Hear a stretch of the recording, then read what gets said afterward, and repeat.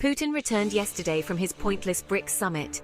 He appeared to revel in all the attention he received as chairman of the conference, but in the end, he had nothing at all to show for his posturing. No new scheme had been invented to replace SWIFT currency transfers, though it's been talked about for 2 years. A BRICS currency to replace the dollar, which is backed by a super-strong US economy at present, remains a distant fantasy for Putin and his anti-West cronies. But while he was away on his trip, the governor of Russia's central bank had serious issues to contend with. She was forced to announce an increase in the base interest rate to 21%, a full 2% increase, making it the highest rate for decades. What further hell could lie in store for the beleaguered Russian economy? Hyperinflation is a possibility. Banks crashing as debts are not repaid, perhaps? Well, Russia might well be heading for a financial crash, and it's shaping up to be very ugly. Russians are already drowning in debt, with mortgages at 25% interest, payday loans taken out just to buy food, and car financing now at astronomical levels. Interest rates are at record high, but people can't stop borrowing. This isn't just an economic crisis, it's surely a time bomb for Putin's regime.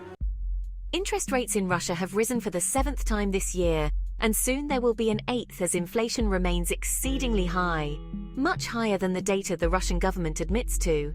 Loan applications are skyrocketing as people try to beat the rate rise, and with a warning that it will be even higher in December, who can blame them?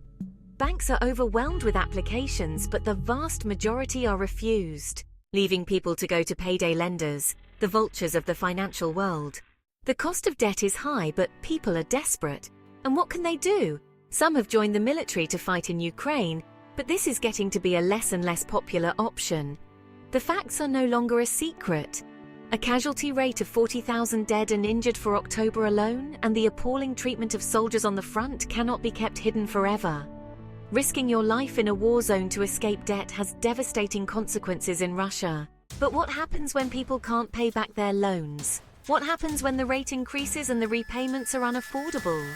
The answer is they default. And when enough people default, there is the risk of banks collapsing as they did in the banking crisis of 2008. So, can Russia avert disaster? Unlikely, though Putin is hoping for a Donald Trump win for the White House and that he will lift sanctions in a flash. But what happened to Donald Trump's promise to drill as much oil as possible? Probably the worst scenario of all for Putin. Thank you for watching. Please tune into my channel daily for further updates. Subscribe and like if you can.